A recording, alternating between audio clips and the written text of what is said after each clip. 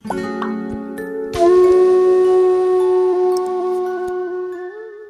श्री गुरु सत्ताय नमः। सभी को प्रणाम।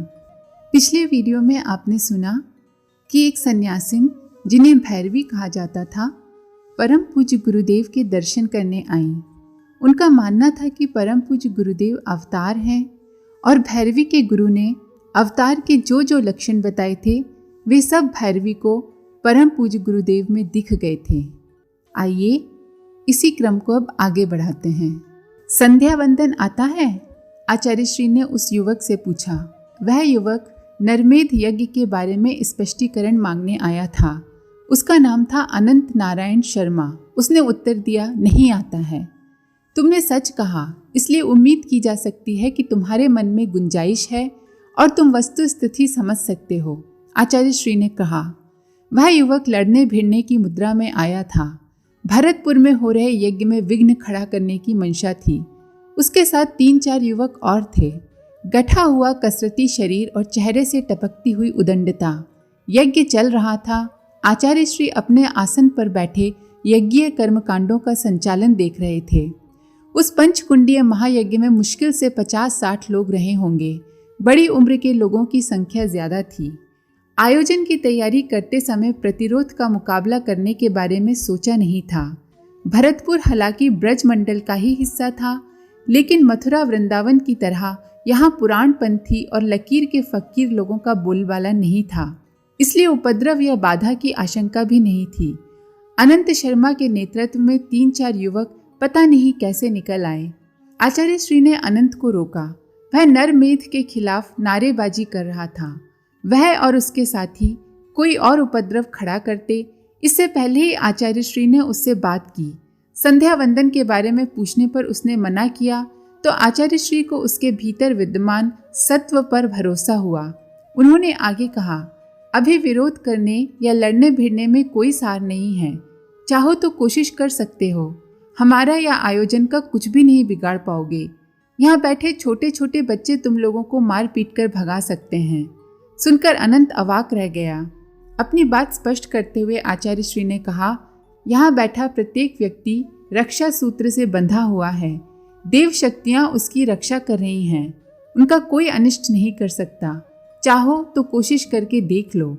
आचार्य श्री चेतावनी, सलाह या चुनौती सी देते हुए कुछ पल के लिए रुके। अनंत शर्मा और उसके साथी खड़े देखते रह गए।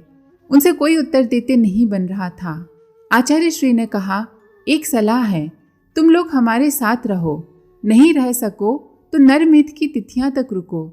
इस बीच और संगी साथी जुटाओ। नरमेध के बारे में अपने विचार से उन्हें अवगत कराओ और जब ये आयोजन हो तो उसमें रुकावट डालो। तुम्हें बताया गया है ना कि नरमेध में लोगों की बलि दी जाएगी, ये बलि मत होने दो। अनंत शर्मा और उसके साथी आचार्य श्री की बातों को ध्यान से सुन रहे थे। उनकी भंगिमा और मुद्रा देखकर तो नहीं लग रहा था कि वे आचार्य श्री की बातों को समझ रहे थे, किंतु वे चुपचाप मंत्रमुग्ध से उन्हें सुने जा रहे थे। आचार्य श्री अपनी बात कह चुके तो अनंत शर्मा मंत्रविद्ध सा अपनी जगह से आगे बढ़ा और उनके चरणों में झुक गया। आचार्य श्री के पैर छूकर बोला, मुझे क्षमा करें गुरुदेव, मैं लोगों के बहकावे में आ गया था। मुझे भी गायत्री की दीक्षा दीजिए, संध्या वंदन सिखाइए। कुछ पल रुककर वह फिर बोला, मेरा भ्रम दूर हो गया। लोगों ने मुझे बहकाया था। मैं नरमेध यज्ञ के बारे में गलत समझा था। अब मैं इस यज्ञ में विघ्नकारी नहीं, भागीदार बनूंगा। अनंत शर्मा के साथ वहां आए दूसरे युवकों ने भी अपने मुखिया का अनुकरण किया।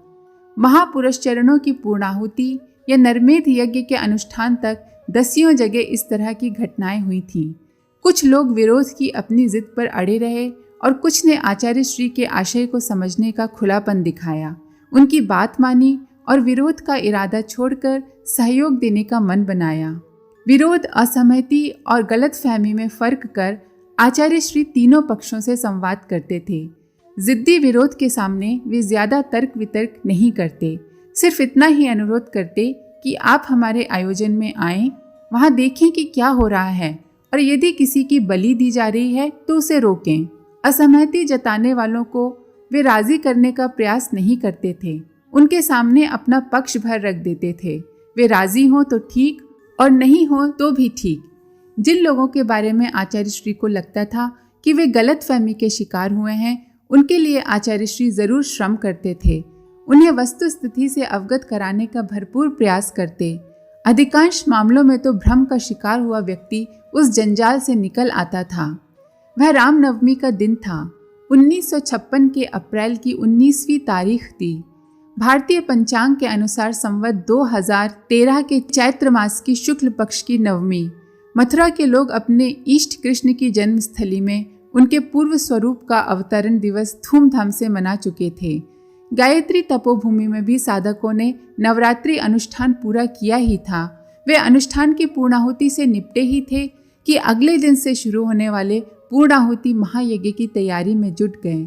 नवरात्रि पुरस्चरण साधना में आए 32 के 32 लोगों ने विश्राम भी नहीं किया और आगंतुकों की व्यवस्था में जुट गए। कार्यकर्ताओं का एक समूह हफ्तों पहले से 108 कुंडों की यज्ञशाला और आने वालों को ठहराने के प्रबंध में जुटा हुआ था। पूर्णाहुति में जिन साधकों को आना था वे भी गायत्री के उपासक ही थे। तंबू कनात खड़ा करने, आगंतुकों के लिए भोजन पानी और विश्राम आदि की व्यवस्था में करीब 2 सप्ताह और लग गए थे। पूर्णाहुति में जिन साधकों को आना था वे भी गायत्री के उपासक ही थे। उन्होंने भी अपने घर में नवरात्रि अनुष्ठान किए थे।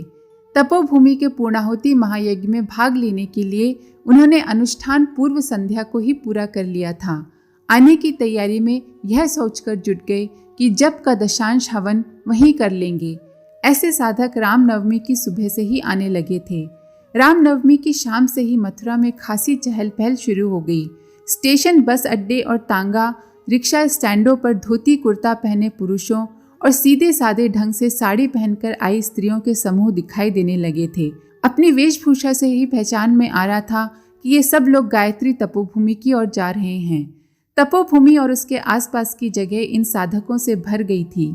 शाम ढलते ही बिजली की रोशनी से पूरा इलाका जगमग करने लगा। देर रात आचार्य श्री ने उस क्षेत्र का दौरा किया, लोगों के ठहरने की व्यवस्था देखी, आगंतुकों से निजी तौर पर मिले, उनका कुशल क्षेम पूछा। शिविर में एक महात्मा भी आए हुए थे। उन्होंने अपना परिचय गुप्त रखा। वैसे उनका नाम था स्वामी योगानंद सरस्वती और उत्तर प्रदेश में अनूप शहर के आसपास आश्रम बनाकर रहते थे। उस क्षेत्र के समाज सेवी और गायत्री साधक नारायण मुनि से उन्हें मथुरा में हो रहे इस आयोजन के बारे में पता चला। ये भी पता चला कि आचार्य श्री ने 24 वर्ष तक गायत्री का तप किया है और अब वे महापुरुष चरणों की पूर्णाहुति के लिए ही यह आयोजन कर रहे थे। नारायण मुनि के साथ स्वामी योगानंद सरस्वती भी शिविर में ठहरे हुए थे। नारायण मुनि ने स्वामी योगानंद का परिचय आचार्य श्री से कराया तो स्वामी योगानंद बोले, आपकी महापुरुषचरण साधना के बारे में सुना तो यहाँ आने से अपने आप को रोक नहीं सका। आचार्य श्री ने स्वामी जी को देखा और हंस दिए। स्वामी जी भी हंसे। हंसते हुए आचार्य श्री जैसे कह रहे हों कि यह औपचारिकता बरतने की जरूरत नहीं है, हम लोग एक दूसरे को अच्छी तरह जानते हैं। दोनों की भेंट वाराणसी में हुई थी, लेकिन वह कुछ ही मिनट की थी और याद नहीं रह सकी। यहाँ मिलने पर उस भेंट का स्मरण हो आया। योगानंद जी अनुष्ठान साधना के मर्मज्ञ थे। मंत्र विद्या के मर्मज्ञ होने के साथ वे शुद्ध पुरुष भी थे।